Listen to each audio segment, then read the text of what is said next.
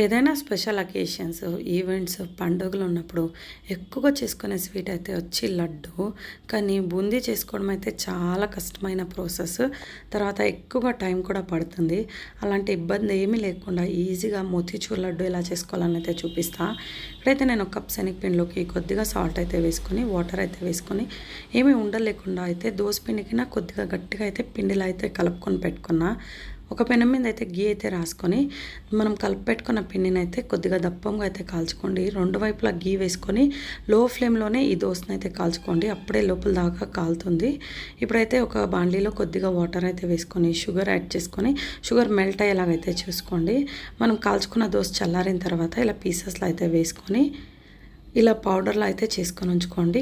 కొద్దిగా బరకల్లా ఉండేలాగైతే చూసుకోండి. Sugar melt అయిపోయిన తర్వాత ఇందులోకి ఇలాచి, ఇన్ కేస్ ఫుడ్ కలర్ కావాలంటే ఆరెంజ్ వేసుకోవచ్చు. నేనైతే పసుపు వేసుకున్నా. దీనైతే మనం గ్రైండ్ చేసుకున్న పౌడర్ వేసుకొని బాగా దగ్గర పడేంత వరకు ఉడికించుకొని మీకు నచ్చిన డ్రై ఫ్రూట్స్ వేసుకొని లడ్డు చుట్టుకుంటే మోతీచూర్ లడ్డు రెడీ.